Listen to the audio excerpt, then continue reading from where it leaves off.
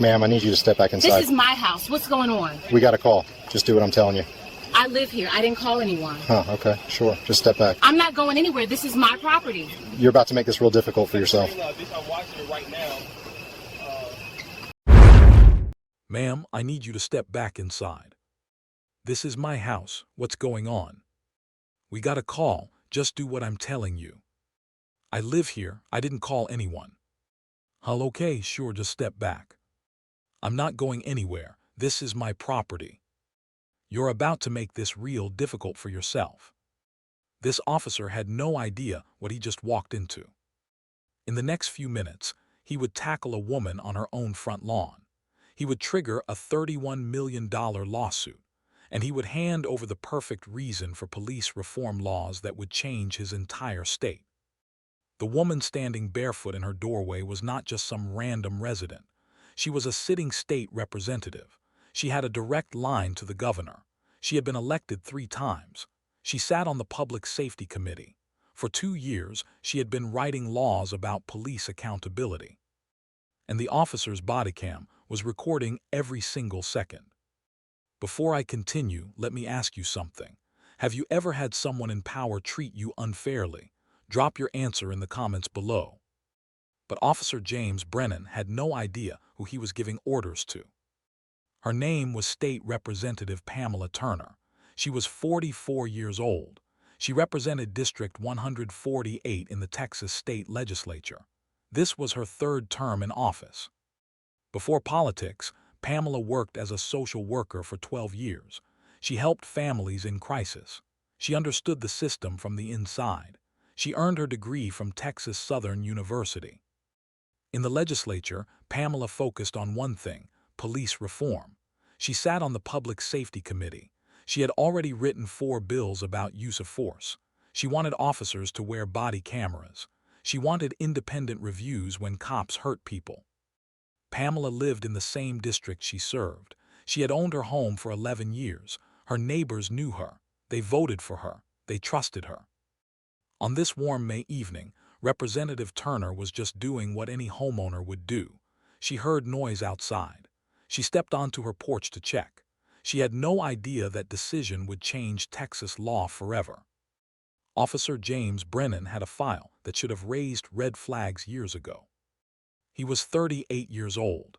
He had worked for the Baytown Police Department for 9 years. Before that, he spent 3 years with a smaller department nearby. His record told a troubling story: 7 complaints in 6 years. Every single one involved the same pattern: aggressive behavior, failure to calm situations down, use of force when it was not needed. In 2016, a woman filed a complaint after Brennan grabbed her arm during a traffic stop. The department cleared him. In 2017, a teenager said Brennan pushed him against a wall for no reason. The department found the complaint unfounded.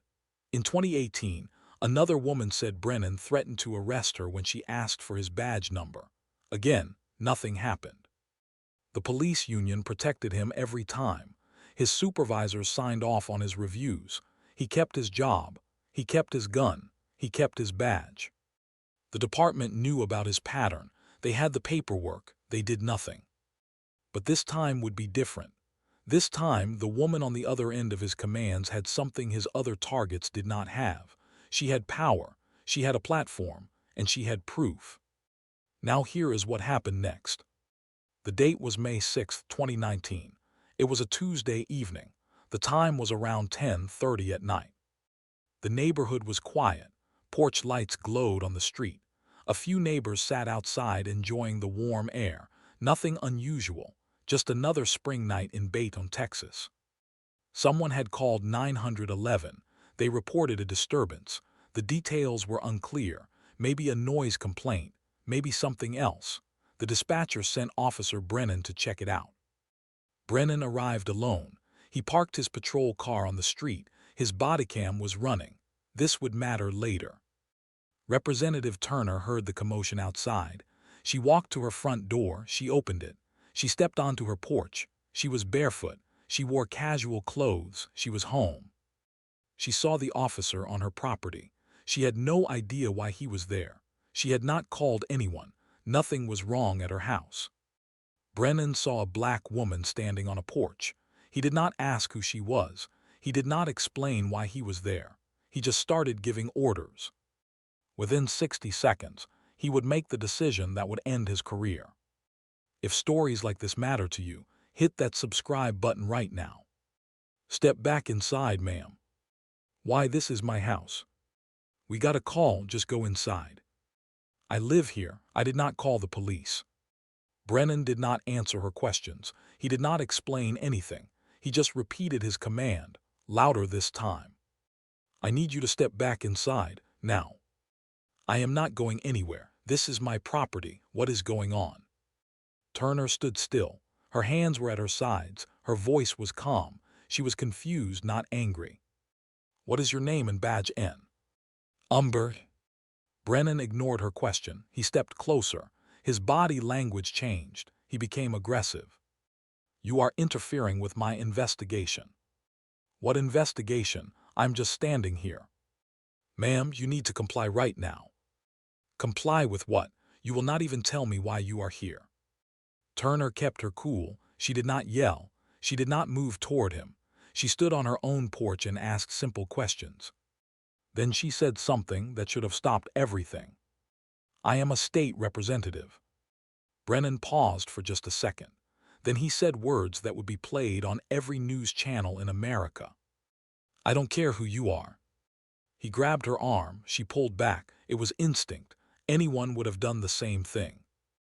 In one fast motion, Brennan took her to the ground. He tackled a state legislator on her own front lawn. She hit the grass hard. He put his weight on her back. He pulled her hands behind her.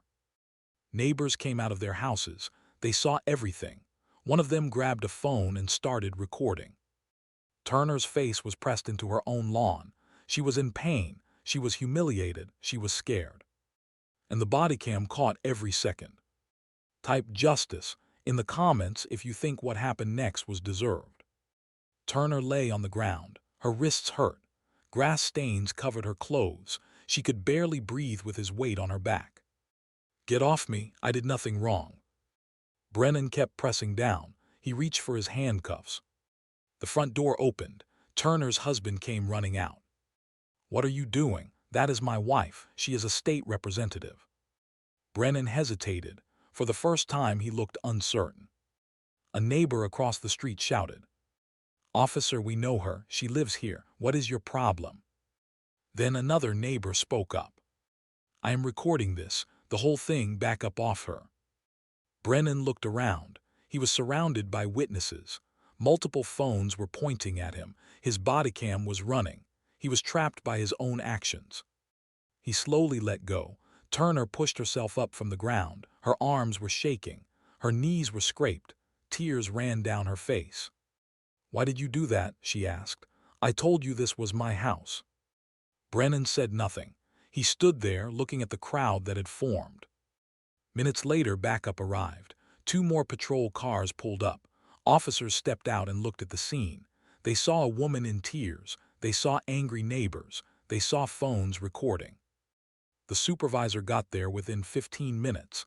His name was Sergeant Williams. He pulled Brennan aside and asked what happened. Brennan told his version. He said Turner was aggressive. He said she resisted. He said he had no choice. Then Sergeant Williams reviewed the body cam footage, right there in the street, on the small screen of his camera. What he saw was completely different from Brennan's story. The footage showed Turner standing calmly. It showed her asking simple questions. It showed her hands at her sides. It showed Brennan grabbing her first. It showed him taking her down for no reason. Sergeant Williams looked at Brennan. His face was serious. Officer, do you understand what you just did? The witnesses gave their statements. Every single one matched what the body cam showed. Turner was calm. Brennan was aggressive. There was no reason for force. By the time the supervisor left the scene, he already knew. This was not just a complaint. This was the end of a career, maybe criminal charges, definitely a lawsuit. Turner sat on her porch steps. A neighbor brought her water. Her husband held her hand. She was still shaking. But already her mind was working. She was thinking about her colleagues in the legislature. She was thinking about the bills she had written. She was thinking about the laws she was going to pass. Brennan had just given her the most powerful weapon a lawmaker can have, a personal story. Let me know in the comments what you would have done in her situation. The investigation started the next morning. Baytown Police Chief Keith Doherty ordered an immediate review. He pulled Brennan off the street. He seized all bodycam footage. He collected every witness statement. The Internal Affairs team watched the videos frame by frame. They compared what Brennan wrote in his report to what the cameras showed. The differences were massive. Brennan's report said Turner was aggressive and confrontational. The video showed her standing still with her hands down. Brennan's report said Turner refused to comply with lawful orders. The video showed her asking basic questions that any person would ask. Brennan's report said he used minimal force to gain control. The video showed him tackling a barefoot woman who never touched him. 3 days after the incident, Chief Doherty held a press conference. After reviewing all available evidence, Officer Brennan's actions were not justified. He has been terminated effective immediately. Brennan was fired, his badge was taken, his gun was collected, his career in law enforcement was over. But that was just the beginning. The Harris County District Attorney opened a criminal investigation. They looked at whether Brennan committed assault. They looked at civil rights violations. They looked at filing false reports. The FBI also got involved. They reviewed the case for federal civil rights charges. When a cop hurts someone while on duty, the federal government can step in. Brennan hired a lawyer. He filed a grievance with his union. He claimed he was treated unfairly. He said he was just doing his job. But the evidence was too strong. The body cam did not lie. The witnesses did not lie. The victim had credibility that could not be questioned. The union quietly dropped its support. They knew this was a losing fight.